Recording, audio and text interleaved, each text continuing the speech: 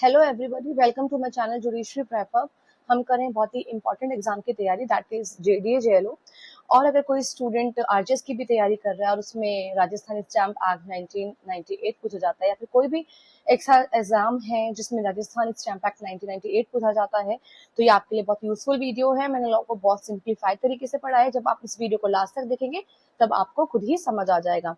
ठीक है, तो देखिए हमने सेक्शन 31 तक कंप्लीट कर लिया था। अब हमारा सेक्शन 32। सेक्शन 32 बात करता है ड्यूटीज बाय होम पेएबल। ठीक है, तो सेक्शन 32 ने क्या बताया? Who will pay the stamp duty expense when there is no agreement between parties. अब क्या है, ये जो सेक्शन 32 ये बात करता है कि यदि पक्षों के बीच कोई समझौता नहीं हुआ तो अब स्टाम्प शुल्क कौन देगा। ऐसा भी तो हो सकता है ना कि दोनों पार्टीज अग्री ना करें कि नहीं, हम तो नहीं दे रहे हैं स्टैम्प ड्यूटी, ये आपकी रिस्पॉन्सिबिलिटी है।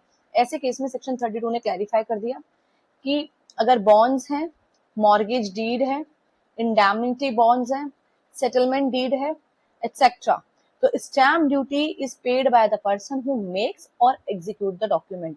तो इस केस में अगर अग्रीमेंट नहीं होगा हुआ पार्टीज के बीच में, कौन स्टैम्प ड्यूटी पे करेगा? तो बॉन्ड, मॉर्गेज डीड और इंडैमनिटी बॉन्ड, सेटलमेंट आदि में स्टैम्प शुल्क दस्तावेज बनाने या निष्पादित करने वाला व्यक्ति देगा। तो ये जो डीड्स बना रहा है जो व्यक्ति, वो ही फिर स्टैम्प ड्यूटी देगा। एग्जाम्पल, रोहित ने एग्जीक्यूट किए mortgage deed to take loan from bank. ठीक है, अब यहाँ पर अगर इन दोनों के बीच में एग्रीमेंट नहीं हुआ, रोहित और बैंक के बीच में, कि कौन स्टैम्प ड्यूटी देगा, ऐसे केस में Rohit will pay stamp duty because he is executing the document. तो स्टैम्प शुल्क रोहित देगा क्योंकि वही दस्तावेज बना रहा है। अब अगर कोई कन्वेयांस है, ठीक है, जैसे कि सेल डीड वगैरह हो गई, तो ऐसे केस में stamp duty is paid by the buyer. देखो, कन्वेयांस मतलब होता है कि जब हम प्रॉपर्टी में कोई राइट ट्रांसफर कर रहे होते हैं, उस केस में कहा गया कि अगर आप अगर कन्वेयांस है कोई, ठीक है, इमूवेबल प्रॉपर्टी रिलेटेड अगर कोई डॉक्यूमेंट है, ऐसे में क्या होगा? देखिए, मॉर्गेज डीड की बात नहीं हो रही, मॉर्गेज डीड के लिए ऊपर बात की गई है, तो उसको कंफ्यूज नहीं होना। बात की गई है कि कन्वेयांस अगर है, मतलब वो डॉक्यूमेंट है, उस पे स्टैम्प ड्यूटी कौन पे करता है? बायर। ठीक है, जिसको हम क्या बोल सकते हैं? खरीदार। ठीक है, तो कौन करेगा? बिक्री विलेख में स्टैम्प ड्यूटी शुल्क जो है खरीदार देगा। स्टैम्प शुल्क खरीदार देगा। जैसे अमन ने क्या खरीदा? अमन बाइज लैंड फ्रॉम सुरेश। ठीक है, अमन ने सुरेश से जमीन खरीदता है। अब यहाँ पे अमन है बायर, तो he will pay the stamp duty. तो स्टैम्प शुल्क अमन देगा क्योंकि वह खरीदार है। फिर in lease agreement stamp duty is paid by lessee. और अगर कोई लीज अग्रीमेंट है, लीज अग्रीमेंट पता है ना आपको, लीज अग्रीमेंट क्यों बनता है? जब आप अपनी इमूवेबल प्रॉपर्टी को किसी और पर्सन को यूज करने के लिए देते हैं, तो उसके लिए जो वर्ड यूज होता है वो लीज होता है। अब किसी भी फॉर्म में आप अपनी लैंड को किसी पर्सन के लिए यूज करने के लिए दे सकते हैं। उसमें से एक जो होता है तरीका होता है रेंट पर देना। तो अब इसमें क्या कहा गया कि अगर लीज अग्रीमेंट हो रहा है, ऐसे में स्टैम्प ड्यूटी पेड की जाएगी लेसी। अब देखो, मैं एग्जांपल बताती हूँ। जैसे कि मेरी लैंड है, ठीक, मेरा एक घर है और उसको मैंने अगर किराए पर दिया, ठीक है, अब मैंने किराए पर दिया तो उसका मतलब मेरी लैंड को यूज करेंगे, तो मैंने राइट ऑफ यूज उनको दे दिया। ऐसे केस में मैंने अपनी लैंड दी, अपना घर दिया, मैं हो गई लेसर। ठीक है, और जिस पर्सन ने उसको किराए पर लिया वो हो गया लेसी। ठीक है, वो हो गया लेसी।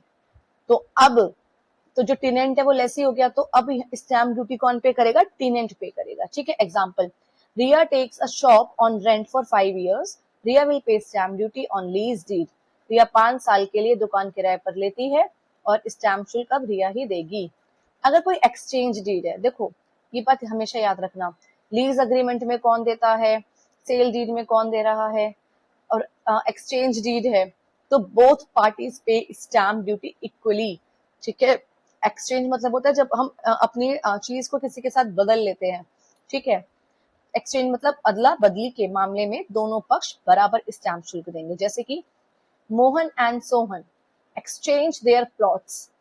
ठीक है, मोहन और सोहन क्या कर रहे हैं? अपने जो प्लॉट है उनको आपस में अदला बदली कर रहे हैं। Both will share stamp duty equally. अब दोनों क्या करेंगे, दोनों बराबर स्टाम्प शुल्क देंगे। तो ये एक्सचेंज के केस में आपको याद रखना है, दोनों ही पार्टीज स्टाम्प ड्यूटी पे करती हैं। अब आता है पार्टीशन डीड, ठीक है। पार्टीशन डीड में कौन स्टैम्प ड्यूटी पे करेगा, तो देखिए stamp duty is paid according to each person share. अब जिसको जितना शेयर मिल रहा है पार्टीशन होने के बाद, बंटवारे में हर व्यक्ति अपने हिस्से के अनुसार स्टैम्प शुल्क देगा। जैसे 3 ब्रदर्स हैं, ठीक है, they divide their family property, ठीक है। तो brother A gets 50%, brother B gets 30%, brother C gets 20%। Each pay duty according to his share. हर भाई अपने हिस्से के अनुसार स्टाम्प शुल्क देगा, ठीक है। अच्छा, अब बताइए, in a sale deed stamp duty is generally paid by. तो जब आप सेल डीड पर जब आप कोई अपना इमूवेबल प्रॉपर्टी बेच रहे होते हैं, उस केस में बायर, ठीक है, तो खरीदार स्टैम्प ड्यूटी देता है। इन कन्वेंस और sale deed buyer pays stamp duty. फिर लीज डीड में हमेशा लेसी देता है, ठीक है। Stamp duty is paid by lessee. Lessee और जो भी इंटेंडेड लेसी होगा वो क्या करेगा, बियर करेगा स्टैम्प ड्यूटी एक्सपेंस। फिर अब हमारा section 33, obligation to give receipt. देखिए, if a person receive money above 5,000 or movable property above rupees 500 in value, he must give a properly stamped receipt if demanded. अब यहाँ पर हम बात कर रहे हैं मूवेबल प्रॉपर्टी की। अगर कोई व्यक्ति 5,000 से अधिक धन, ठीक है, या तो मनी 5,000 रुपए से ज्यादा या 5,000 से अधिक मूल्य की चल संपत्ति प्राप्त करता है, ठीक है। अगर वो पर्सन क्या कर रहा है, या तो 5,000 रुपए से ज्यादा की मनी रिसीव कर रहा है, या कोई ऐसी मूवेबल प्रॉपर्टी ले रहा है, ऐसी कोई चल संपत्ति ले रहा है जिसकी वैल्यू 5,000 रुपए से ज्यादा है, तो अगर वो व्यक्ति मांग करेगा कि मुझे तो एक प्रॉपरली स्टैम्प रिसीट चाहिए, तो फिर जो पर्सन है उसको मांग करने पर विधिवत स्टैम्प युक्त रसीद देनी होगी, ठीक है। अगर मैंने 5,000 रुपए का सामान खरीदा है और मैं शॉपकीपर को बोलूं कि मुझे आपको रिसीट देनी पड़ेगी, तो वो शॉपकीपर मुझे रिसीट देगा, ठीक है। तो this also applies to the receipt of cheque. और ये जो हमारा सेक्शन 33 का कॉन्सेप्ट है, ये अप्लाई होता है चेक पर भी, बिल ऑफ एक्सचेंज पर भी, प्रॉमिसरी नोट पर भी और इंश्योरेंस प्रीमियम पर भी, ठीक है। तो ये नियम यहाँ पर भी लागू होते हैं। Example, Neha pays 20,000 to a shop owner. If she asks for a receipt, the owner must give a stamp receipt. ठीक है, नेहा दुकानदार को 20,000 रुपए देती है। यदि नेहा रसीद मांगती है तो दुकानदार को स्टैम्प युक्त रसीद देनी होगी। तो stamp receipt is compulsory when amount exceed 5,000 rupees. ये जो अमाउंट वाले क्वेश्चंस होते हैं ना, ये बेसिकली पूछे भी जाते हैं और हमें कंफ्यूजन भी रहती है। तो हमेशा आपको याद रखना है कि जो 5,000 रुपए वाली बात हुई है, ये सेक्शन 33 में हुई है, ठीक है। अब देखिए एक्सप्लेनेशन, जो सेक्शन 33 अप्लाई करेगा जब वैल्यू और अमाउंट, या तो कोई चीज है उसकी वैल्यू 5,000 से ज्यादा है, या फिर अमाउंट है वो 5,000 से ज्यादा है। अब है section 34, person from home duty is due. अब ये देखिए सेक्शन इंपॉर्टेंट है। ये सेक्शन कहता है the person liable to pay stamp duty is the person liable under agreement और सेक्शन 19, 32, 33। स्टैम्प शुल्क देने के लिए जिम्मेदार व्यक्ति कौन होगा, वह होगा जो समझौता या तो अग्रीमेंट कर लिया है, या फिर जो 19, 32 और 33 के तहत बताए गए हैं स्टैम्प ड्यूटी देंगे। If no such person is fixed then the executant of instrument is liable.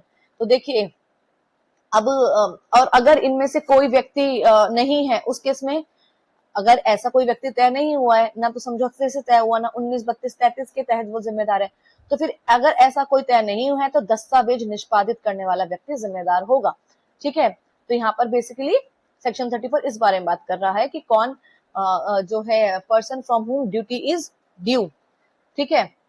देखो अभी हमने क्या पढ़ा, 19 और 32, 33 में बताया कि ये जो है पर्सन स्टैम्प ड्यूटी देंगे, लेकिन अगर ऐसा भी केस हो सकता है कि वो इस केस में भी फॉल नहीं कर रहे हैं, इस केस में भी फॉल नहीं कर रहे हैं, तो 34 ने बता दिया।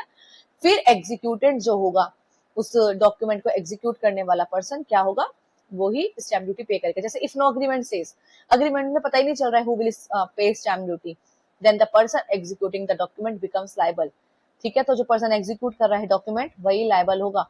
लेकिन याद रखना, सेल डीड हो गया, पार्टीशन डीड हो गया, एक्सचेंज डीड हो गया, उसमें तो ऑलरेडी सेक्शन ने बता दिया ना कि कौन लायबल है, तो उस वाले केस में तो वही पर्सन लायबल होंगे। ये तो एक तरीके से रेजिटरी क्लॉज हो गया कि जो वहां फॉलो नहीं कर रहे हैं, फिर हम उसको सेक्शन 34 के अंदर ले आएंगे।